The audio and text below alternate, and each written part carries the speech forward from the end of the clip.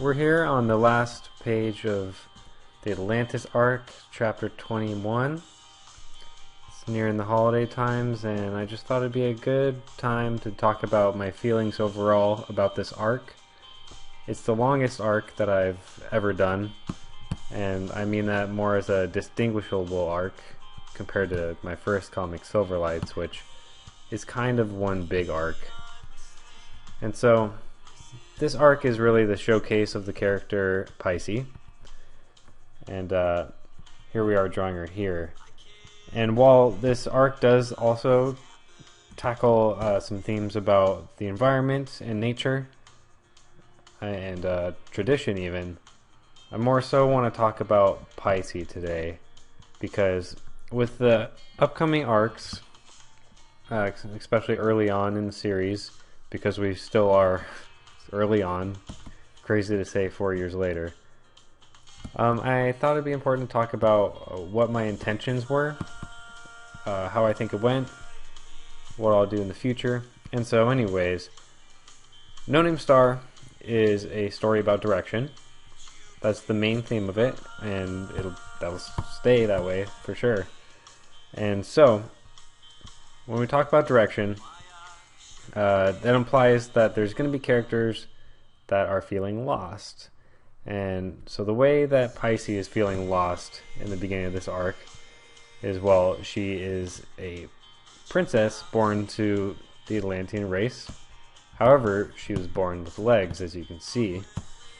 And so that immediately makes a tension, because it's not something that's really accepted with the Atlanteans.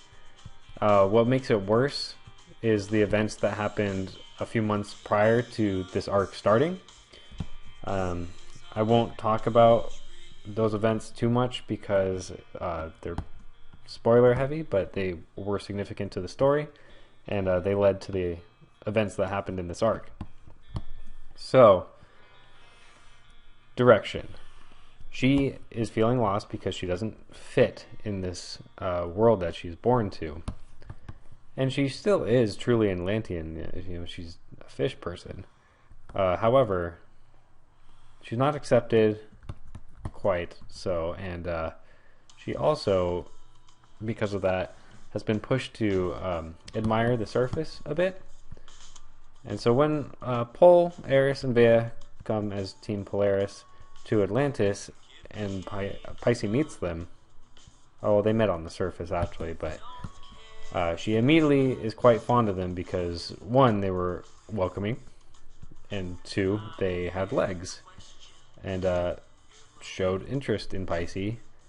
They showed interest in being able to help Atlantis despite being from the land, which was the first initial spark that Pisces could fit as both an Atlantean and a land being, if you will. We'll just say kind of like a human. And because she met humans that were also able to at least attempt to coexist that way. And so now that she's with other people that can coexist, she's getting a spark of direction. Each character in this story has their own specific star out there. They may not necessarily have a name like Polaris or the stars of Orion's Belt or whatever star out there. She has some no-name star out there giving her her own direction, and as such, the characters of No Name Star came and gave her direction.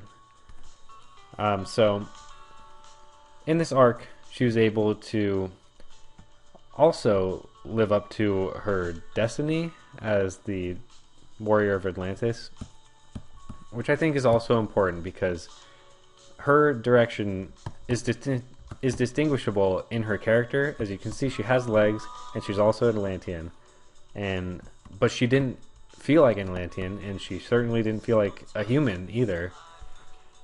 So she's kind of struggling like what she is.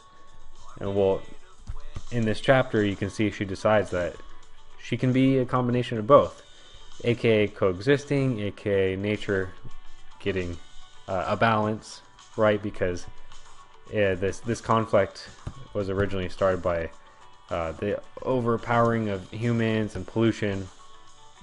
So overall, I think this went well.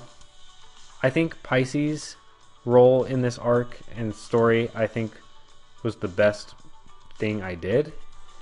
I purposely, the fights that Team Polaris had, aka Pol, Vea, and Eris, I really enjoyed their fights. I think for Eris, one, it really expanded her potential. One, because Cirrus evolved, and two, it so showed that like she was going to have to learn to be more competent combat-wise. And for Vea, I thought it was pretty good too, just showing that she... I tried to display that she was quite a bit stronger than her opponent, because Vea truly is a very strong character in the series, and so she has not met her match yet, but she certainly will soon enough. And Pol, I had a lot of fun because it was his first fight with Roger at his side, so it had to be more of a tag team, and a lot of fun. But also, even though the fight certainly wasn't too easy for him, all these fights were definitely not supposed to be crazy. That's something very important I'm going for, which seems weird, like, why are you writing story that's not going crazy whenever possible? And the reason is that this is a long story and there's a lot of room to grow, and for that reason we're going to be starting smaller. Some characters like Eris are going to be pushed at this point. Characters like Pol had a pretty balanced match, I'd say. Got the edge because of the lance trick.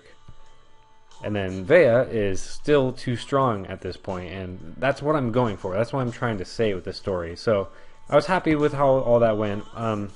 What I'd say I'm least happy about with myself with this arc is that I think the conflict leading to the climax of the arc, basically all the exposition chapters, the exploring chapters, setup chapters, whatever you'd like to call them, there wasn't too many of them, and I think it makes sense why it went the way it did.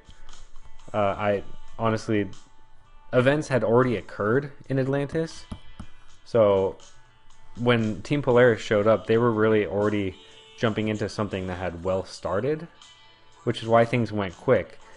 So I get why it happened, but I do look back and I think like, oh, there's actually, I didn't need to count the chapters, but there's probably like 4 chapters, give or take, of like the climax happening, and there's probably like only 3 chapters of the arc setting up and learning about Atlantis, learning about your surroundings, stuff like that.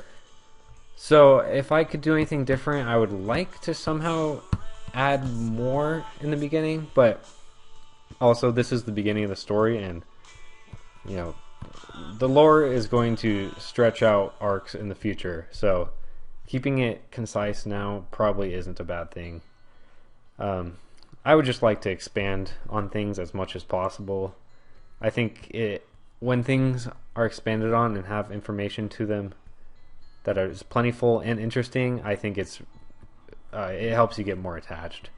So hopefully people were able to get attached, even with as minimal as I think I did. I would think that if they did, it was because hopefully they liked the existing characters and they liked the addition of Pisces. I certainly did, so that's okay there. Oh, what else? So thematically, directions, what I was going for, I think I did okay with that, especially with the direction of the Warrior Atlantis. So what I was going for is the spiral horns that the sea unicorns have here. Well, they pointed to taking action towards the ocean spirit, the giant turtle, and it literally pointed at the turtle when Pisces was riding the sea unicorns, and so it was like a literal like, hey, like follow this path forward, the spiral forward, which is of course a nod to Gurren Lagann, like the Go.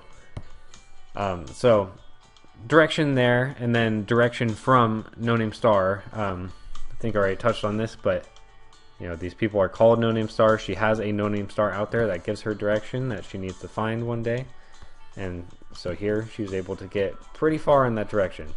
So I won't ramble too much longer.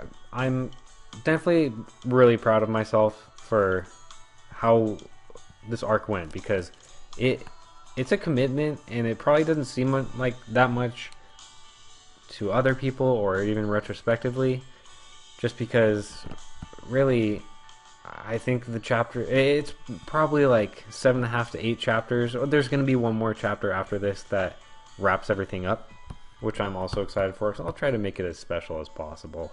The word I've been going with lately is significance. Just having a lot of meaning behind what happens, making the moment special. That's really all I aim for. Charming, everlasting, that kind of thing. So, yeah, anyways, I'm proud of how this went. I won't lie, I'm still nervous for the future because arcs are only going to get longer and more complicated. But it's definitely something I want. Going into the next big arc, which is going to be the Endless City, dedicated to Dustin. I miss you very much.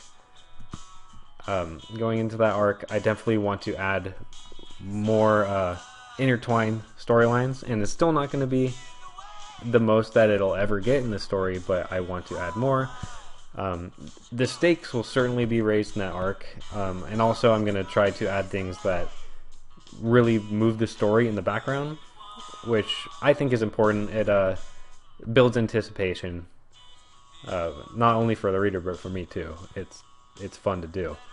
So going into that arc, I'll also I'm going to try to do again what I think I did hopefully best this time around, which was make the spotlight character of the arc, the new character. I'm going to try to make them shine as much as possible and give them a really important moment that's impactful and defines them as part of the cast. So hopefully Pisces has been defined as a part of the cast. I think she's liked. I think she's going to be liked going further. She's going to add a really good perspective of exploration and kind of... I think Pole already is a good way to uncover a lot of the world, because Pole is a curious soul who's also trying to learn and trying to find out what's going on in this big wide world that his mom ran off into. But Pisces is going to give like a really different approach, which might be nice for the reader, I hope, because Pole is still like a competent young man who is from land and also like pretty comfortable in most situations, whereas Pisces is not going to be comfortable in a lot of situations. And so when she's in the middle of discovering lore with Pole and stuff like that, I think it'll be a nice perspective of like Pole kind of like he's always going to feel like he's in the right place, whereas Pisces is going to be more in awe of the situation she's in. So hopefully that goes smooth. I'm rambling a lot, but Atlantis is just about over. This is going to be the last page of chapter 21. Hopefully the arc went well. I think I truly did my best, even art-wise. I don't think I'm the best artist, but I put a lot into this arc this chapter too, specifically with the sea unicorns, because it's a lot of detail, and I really didn't want to skimp on something that I felt was this important. So if you listen to all of this, you're probably a crazy person. Thank you. And into the future, Endless City arc is next. I'm gonna make it even better. Goodbye.